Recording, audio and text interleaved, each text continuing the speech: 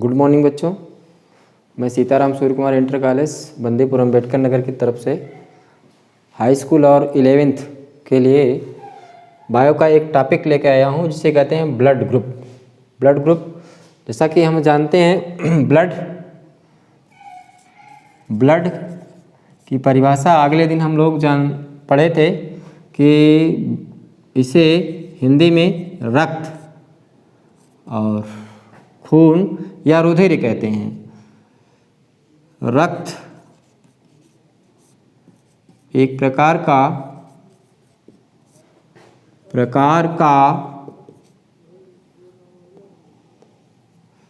तरल संयोजी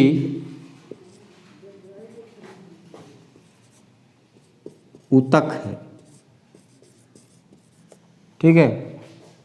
और रक्त को कार्ल लैंडस्टीनर ने सन 1902 ईस्वी में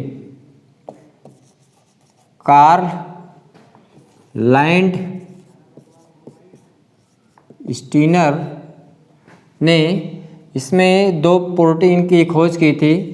दो प्रकार के प्रोटीन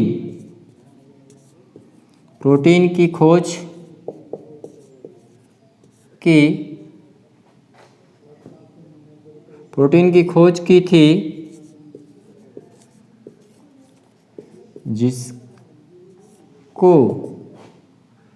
जिसको क्रमशः प्रतिजन तथा प्रतिरक्षी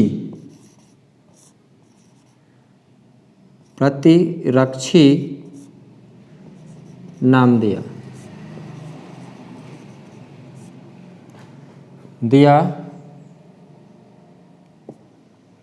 इसी के अनुसार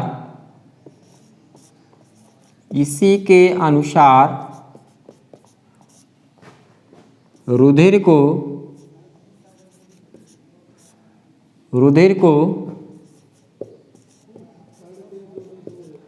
4 समूहों में बांटा गया।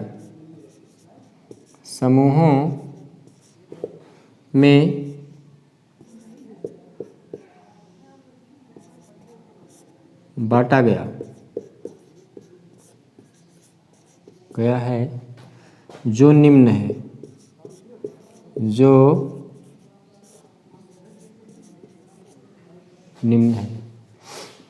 देखिए,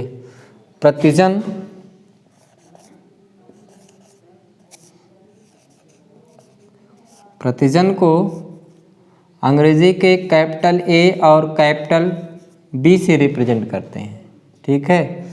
इसको एंटीजन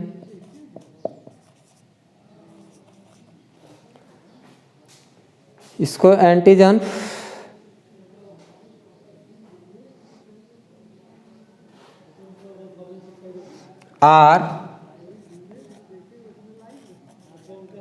एंटी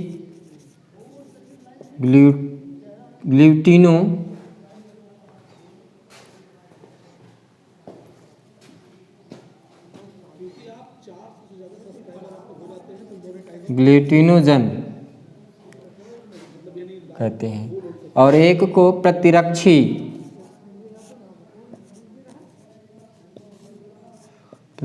को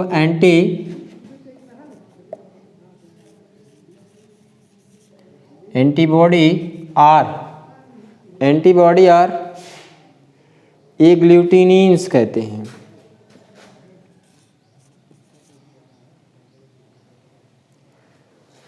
ये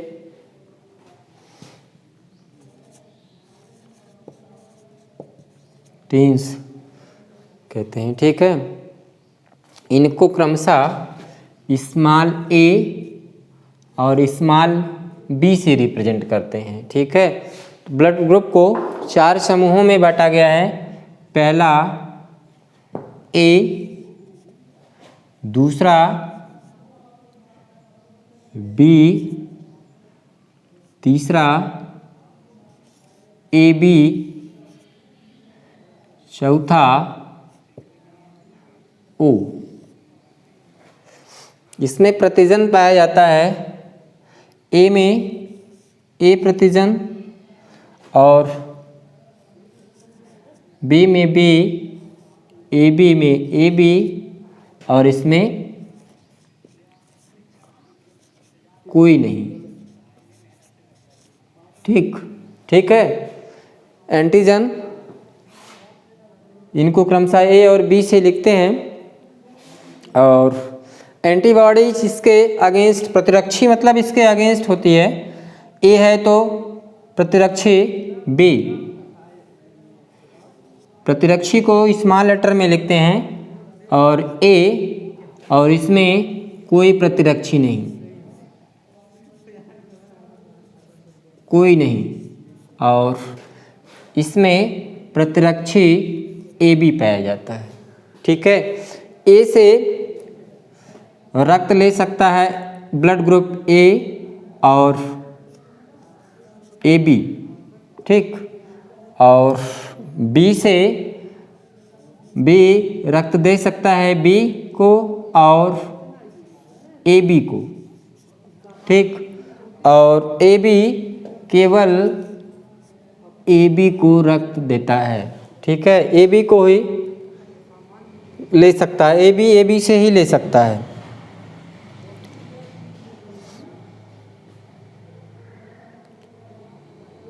ठीक है, और ओ दे सकता है, ये ओ से blood group A, blood group B, blood group A B और ओ। ठीक है, देखिए ए बी जो है सबसे ग्रहण कर सकता है ए बी को इसीलिए सर्वग्राही ए बी रक्त समूह को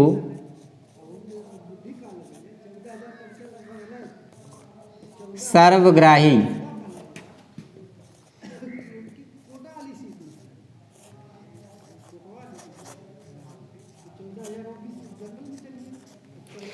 और ओ को सबको देता है, इसलिए सर्वदाता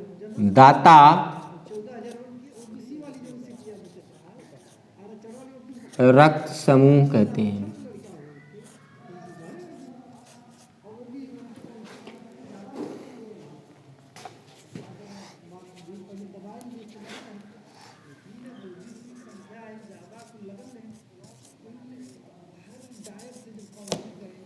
ठीक, देखिए ए बी जो है हर रक्त समूह से रक्त लेता है, इसलिए सर्वग्राही सबसे ले सकता है। ओ सबको दे सकता है, इसलिए सर्वदाता इससे कहते हैं। और इसकी जेनिक संरचना जो होती है ये होती है आई ए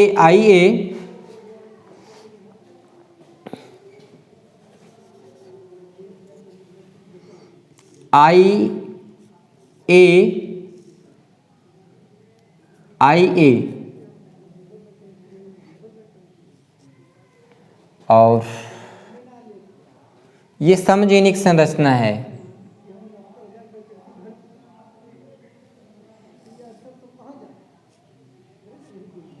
आई बी आई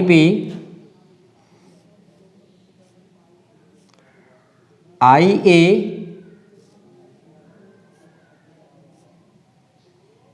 आई बी, और इसका होता है आई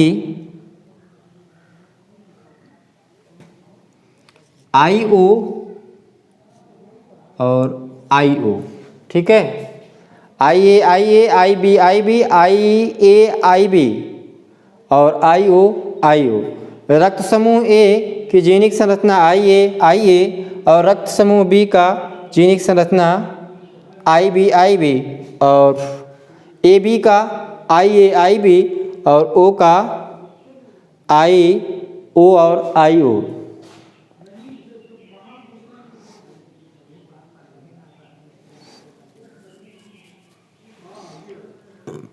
इसके हेट्रोजेनिक संरचना होती है, यह भी होती है कि IA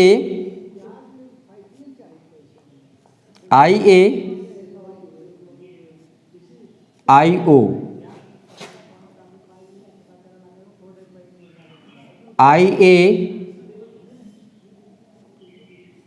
IO, ठीक है। ये रक्त समूह और सन 1930 ईस्वी में कार्ल स्टीनर को इसके लिए नोबेल पुरस्कार से नवाजा गया था। कब? सन 1930 ईस्वी में कार्ल स्टीनर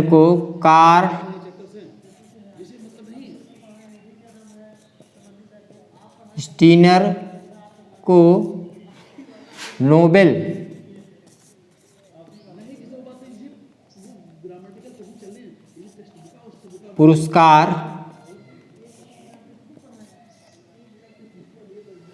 पुरस्कार दिया गया था।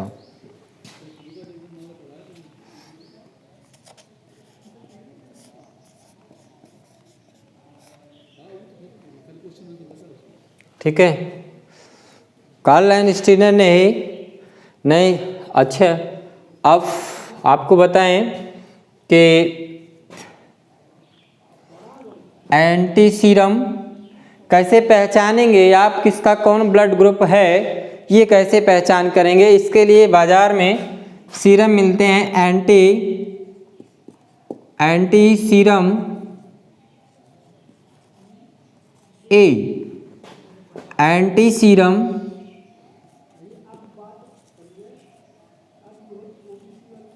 सीरम बी, और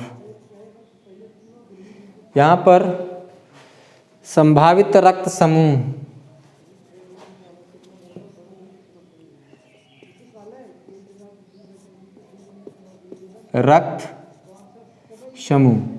ठीक है। पहले सर्वप्रथम 2 स्लाइड लेते हैं और दोनों स्लाइडों पर रक्त लेकर के उस पर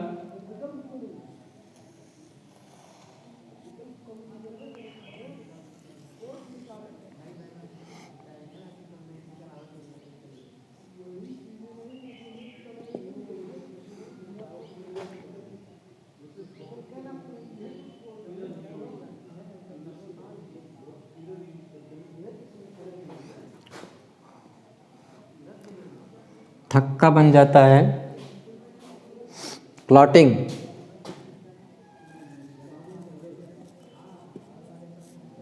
थक्का बनता है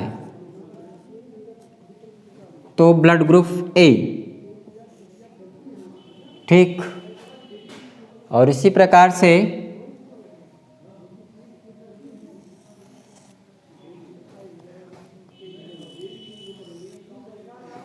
अगर एंटी सीरम बी वाले में थक्का बन जाता है और ए वाले पर थक्का नहीं बनता है,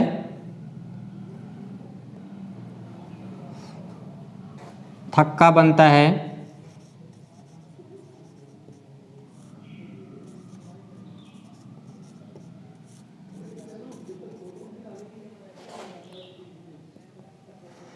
तो ब्लड ग्रुप बी, ठीक। और अगर एंटी सीरम दोनों स्लाइडों पर हम डाले हुए हैं और दोनों स्लाइडों पर थक्का बन जाता है तो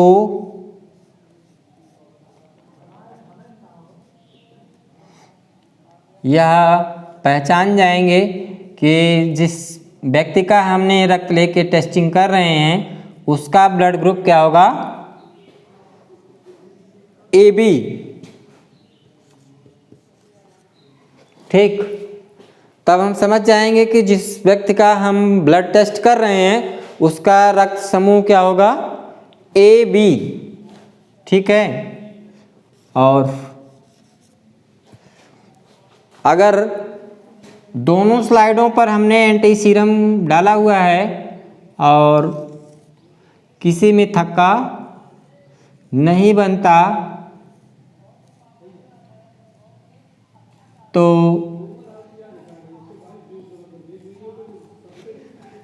ये ब्लड ग्रुप ओ होगा। ठीक है,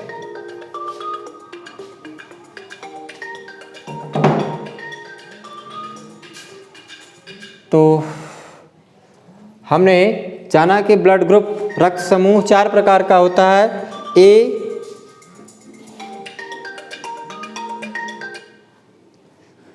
ए बी और ओ। ठीक है, ए बी में प्रतिजनीय पाया जाता है और प्रतिरक्षी बी, जिसको स्मॉल बी से रिप्रेजेंट करते हैं, और बी में बी एंटीजन, ए बी में ए बी एंटीजन, और ओ में कोई एंटीजन नहीं पाया जाता है। ठीक है, तो ये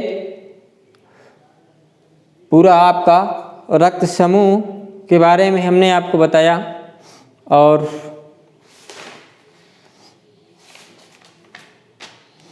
एक आपको बता दें ब्लड क्लॉटिंग कैसे होती है। जब हम लोगों का शरीर कहीं से क्षतिग्रस्त होता है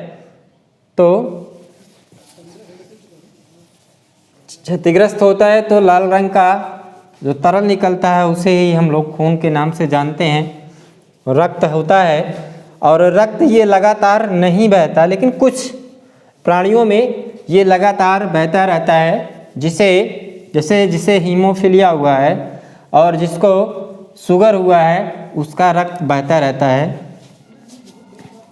और रक्त का थक्का कैसे बनता है ये हम आपको बताएंगे। Blood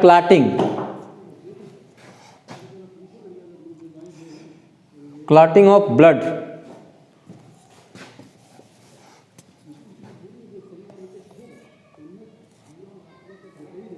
CLOOTING, clotting of blood, रक्त का थक्का बनना। ठीक है, यह एक रासायनिक प्रोसेस हम लोग जानते हैं स्तनधारियों में, सभी स्तनधारियों में, मैमल्स में के रक्त में इरेगुलर साइड या स्पिंडल शेप्ड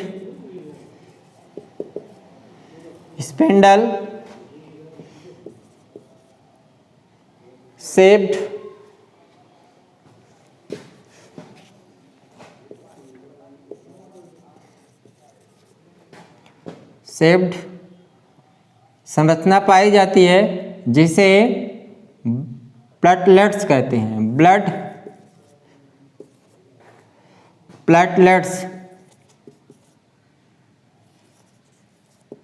प्लेटलेट्स हिंदी में रक्त बिंबाणु।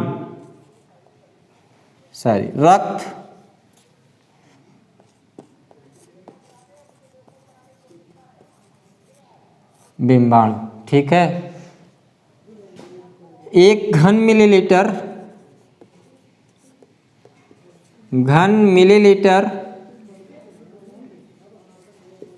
रुधिर में इनकी संख्या लगभग 2.5 लाख होती है। प्रति घन मिलीलीटर में ब्लड प्लेटलेट्स की संख्या 2.5 लाख होती है।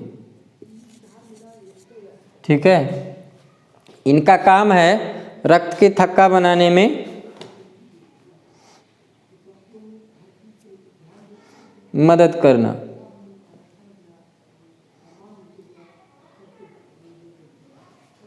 तो क्या है,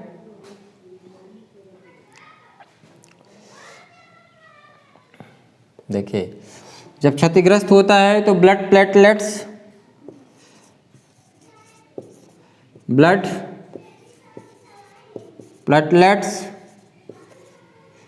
ये वायु के संपर्क में आती है,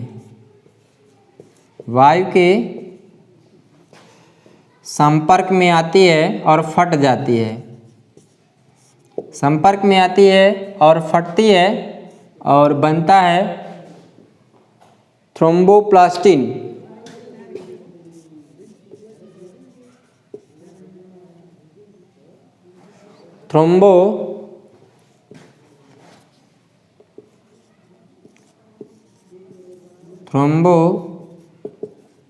प्लास्टिन, थ्रोम्बोप्लास्टिन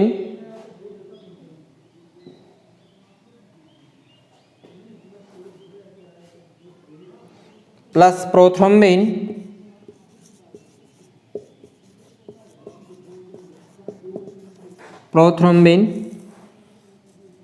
और ये कैल्शियम आयन,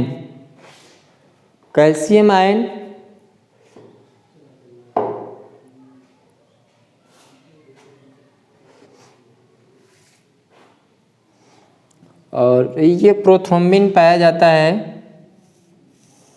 इन ब्लड,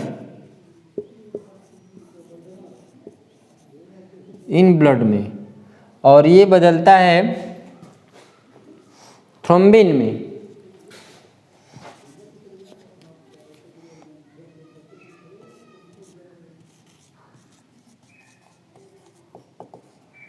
ठीक है। अब thrombin fibrinogen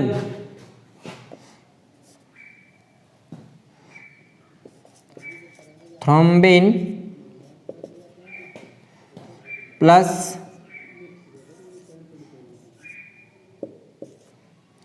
fibrinogen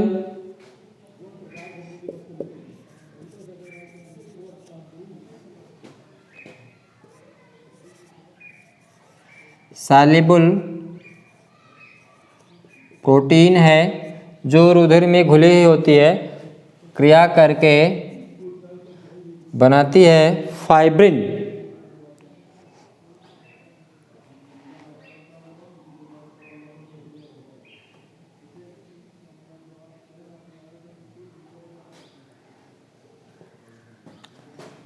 fibrin FIBRIN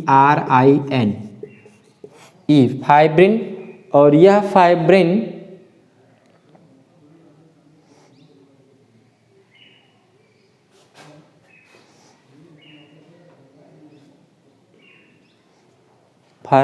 factor 8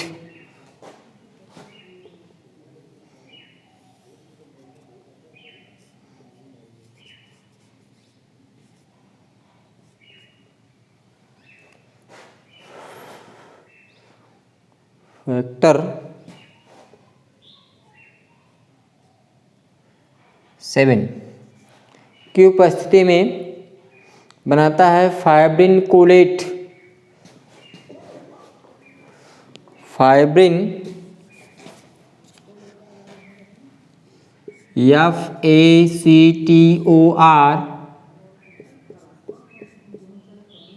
7 की उपस्थिति में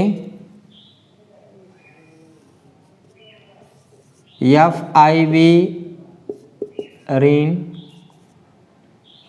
फाइब्रिन कोलेट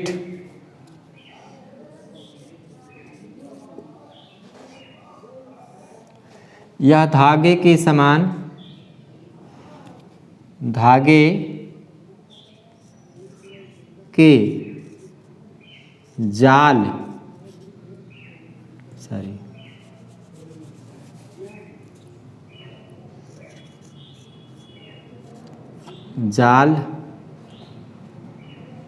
धागे के जाल के समान,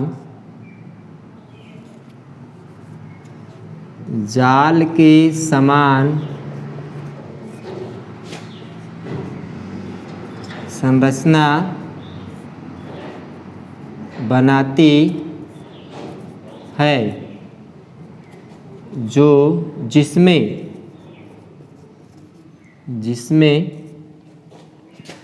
कणिकाएं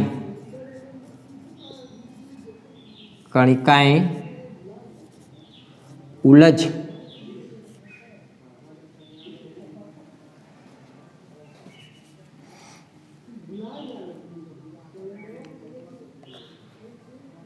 जाती हैं,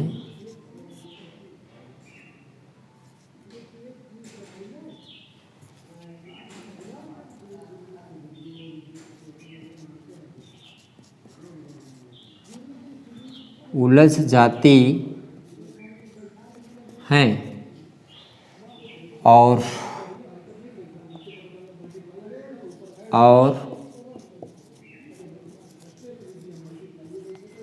थक्का बनता है, जिससे कटे स्थान से रक्त का निकलना बंद हो जाता है।